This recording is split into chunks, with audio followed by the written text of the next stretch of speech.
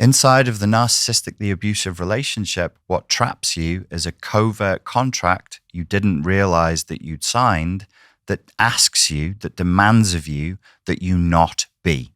It's a contract that you've engaged in that is effectively telling you not to exist. This is one of the many reasons why recovery from narcissistic abuse is quite difficult. So obviously you never saw a contract. You were never told directly, hey, you're engaging in a contract with me, and part of that contract is going to tell you don't be. Usually what happens is a kind of bait and switch. So you are wherever you are in your life, whatever it is that you've experienced. Maybe you're going through a moment of vulnerability. You've moved to a new country. You're grieving for a friend you've lost or a family member who's passed away. Some kind of vulnerable state typically is where a predatory personality type will find you, or due to childhood trauma, you're living in a perpetually vulnerable state, which can also happen. It's very, very common. What happens then is I come to you and I can see your vulnerability because I am a psychological predator. It is very, very easy for me to see when somebody is in a vulnerable state. I've said this to people sometimes at seminars. So I'll stand in front of a room full of people who are looking to recover from narcissistic abuse.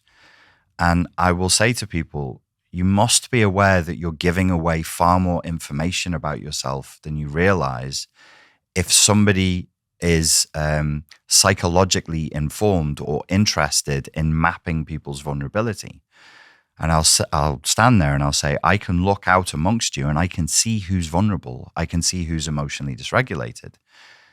Two things happen. People look really, really shocked because they carry all of their emotions. These particular people carry all of their emotions directly on their face and in their physiology, and then they look frightened.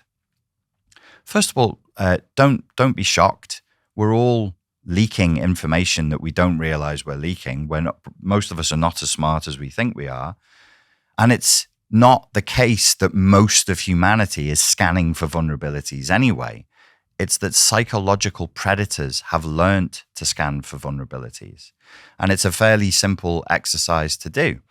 It's an exercise in what we can call dark empathy. I've given you other dark empathy exercises to do before. You can try this yourself. You can walk down a busy street or go into a cafe or go into a place where there are people, and you can say, I'm now going to pretend that I'm a psychological predator and I'm looking for vulnerability in this room.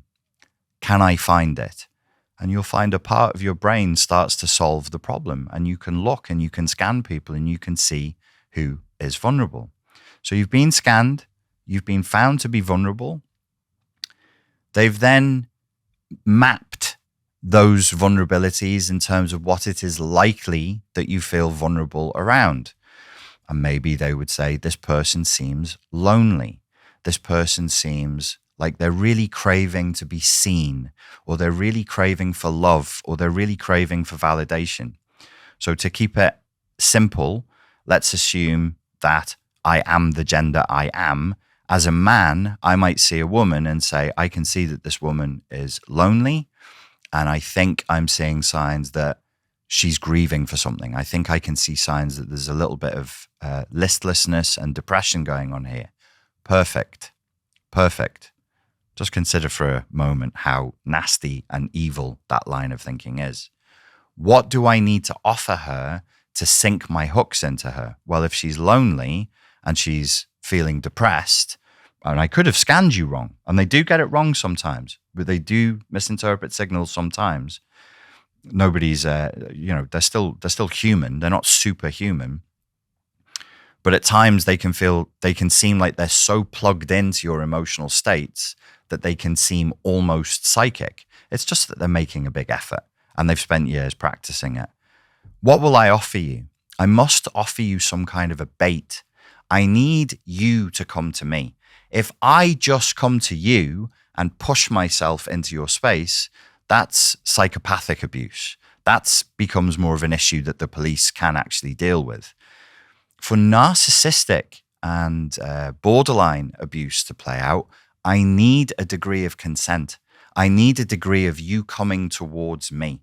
I can't just walk over to you and threaten you. That's psychopathic abuse, issue for the police. So I need to lure you in. In order to lure you in, I need a bait.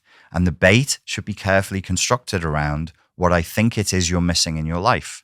So I may present as the perfect potential romantic partner. Or if that's not the power context that we're in, I would present you as the person who is the best opportunity for you in the particular career you're looking for. Or if there's no sexual or romantic element to it, I could present as the best friend you've ever had. Within family dynamics, I could present as the perfect father or whatever it is. The thing is, with family dynamics, the bait is already written, encoded into the dynamic anyway, into the power dynamic anyway, because children want to be loved by their parents. So the parents don't have to do very much to be emotionally abusive because the child is already moving towards them based on pure genetic instinct. Once I've lured you in with a bait, I essentially create a utopian false promise of what life with me, if you keep moving forward into the lobster trap, is going to look like. I can do this by inference, and I can overtly tell you. I can build a vision of the future that just sounds amazing to you. I'm a solution to all of your problems. I'm everything you've been looking for. Life with me is going to be amazing. That's where the covert contract and the bait and switch begins. So I'm saying, here's the shiny object. Keep walking forward. You will get the shiny object. As you walk forward into the trap, we switch, and what you get is not a shiny object. What you get is imprisonment. What you get is enslavement. And what you get is abuse. However, because this covert is another way of saying unspoken. It's an unspoken contract that's occurred between us. Nothing's been made explicit. You kind of have got the idea because you also have to map me. And you are mapping a false presentation of a human being. So I guarantee that you're mapping me wrong.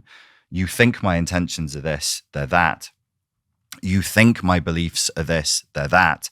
You think my moral code and my value system is like this. It's not at all. It's actually that. I am an artifice. I am an artificial artifact. So you can see if I explain it like this, imagine this wasn't happening to you. Imagine it was happening to one of your friends or to another person. You can see objectively, if you step outside of yourself, just how much danger that person would be in, right? So dealing with a person who's fundamentally deceptive, and they're deceiving the target to make them vulnerable and to lock them into a contract, a covert contract, an unspoken contract that makes the target feel like they can't leave. Why would the target not just simply say after a period of time, well, hang on a second, this isn't what I was promised. This isn't what I thought it was going to be. I'll just leave. Because one of the rules that makes it very, very difficult to leave, one of the rules of the game that we're now playing inside of this unseen contract is I've given you a hidden injunction, rule, or script, if you like, to not be. Don't be. So don't show up as an individual person. If you want to get into this amazing ride, this amazing experience, this amazing life with me, you're going to have to just dial yourself down a little bit. And maybe at first you think, oh yeah, okay, maybe I can be a bit too much sometimes, or maybe this, or maybe, yeah, I'll make a little compromise. I mean, Disneyland awaits, right? This is everything I've ever been looking for. What kind of a person can't make a few little compromises to get something amazing further down the road? Now I've got you. Because along that timeline, if you start here and I entrain you to think, yes, a little compromise on my sense of self, it's worth it. A little compromise on my morality, it's worth it. A little compromise on my values, it's worth it. And on and on and on, you are slowly becoming less of a person. I'm telling you to not be. because the most important element, the most important person in this relationship is me. Now, if you start being in a way that I don't want you to be, that threatens me, and it threatens the dynamic of the relationship. I've referred to this simulated Gnostic, archontic, evil reality as the matrix, the narcissistic matrix. It's more properly in the clinical literature known by a term that was coined by a psychoanalyst called Sander in 1989 as a shared fantasy. So you can think of it as sort of a live action role play, shared fantasy, matrix simulation. But there are rules within this simulated version of reality. It means that for the entire time that you're in that relationship, you're in a simulation. Not in a literal sense, but in a very, very meaningful figurative sense. You're doing something that looks and feels like reality, but the two of you are playing outside of the normal boundaries of reality. As Sander defined it, this matrix-like state is rootless, boundaryless, and timeless. So there's this very strange and seductive quality to the narcissistic, the abusive relationship, where you feel as though you are living in a dream, because in a very real sense, from the psychoanalytic point of view, you are living in a dream. From a practical, materialistic, mechanistic point of view, no, you're just living life. But we need to alter our perspectives on these things in order to understand them. You are being told, essentially, it is a sin, it is a crime, it is haram for you to be. So you learn to not be. You learn to dial yourself down. What are we dialing down? Sovereignty, independence, rational thinking, resistance, reasoning, boundary setting, the capacity to say no, everything that makes you an individual and separate human. I'm soaking you in the pink goo fluid of the matrix pod in a way that breaks all of this down or makes it very, very weak. I need you soft. I need you pliable, because my game is to trick you into this space, promise you something wonderful, maybe give you a little something wonderful, maybe give you a little taste just to get you on the hook, just to get you hooked into it, a little bit of it. And so you get this, it's called, in psychology, it's called intermittent reinforcement. And it's known to be the fastest way to hack the human primate brain into addiction and control. It's how gambling works. It's how social media works. It's how porn sites work. It's all deliberately there so that you're thinking, if something like this, if I push this button, I may get something amazing, I may get nothing, or I may get an electric shock. That's intermittent reinforcement. If I keep pushing the button, the chance of me getting, I don't like getting nothing. I damn sure don't like getting electric shocks. But the chance of me getting something amazing is improved the more times I push the button. The brain reasons. What's pushing the button if you're the target and I'm the narcissist? Pushing the button, gambling, is continuing to stay at the table. Instead of saying this game is rigged, this whole casino is a fraudulent con, I cannot win here, I'm out. I'm not staying at the table and I'm leaving the casino. Instead of doing that, we're saying, okay, but I do remember that one time, or that time, or that time. He was so good to me. She was so kind to me. She made me feel so safe. She made me feel so seen. If I just stay, I might win that back again. And that's why people stay stuck, because of the covert contract, the bait and switch, the intermittent reinforcement, and this heavy, heavy injunction which says, don't be a person. And you effectively install it. It becomes like a virus, malware that's installed, we could say by the narcissist, but more technically we should say it's effectively de facto installed by the relating. It's the relationship that's doing the damage predominantly. It's that shared fantasy, that shared space. It's what the two of you have co-created together. And I don't mean that you intentionally co-created abuse. I mean, there's a co-creation in this relationship dynamic, and that is what is doing most of the damage. In order to undo the covert contract, in order to break the matrix and the shared fantasy space, in order to overcome this heavy unconscious direction, don't be a person, don't be an individual, don't be sovereign, don't be a rational thinker, don't say no, don't stick up for yourself, don't be. We have to do very, very specific and very, very careful work that allows us to overcome these things in a step-by-step way.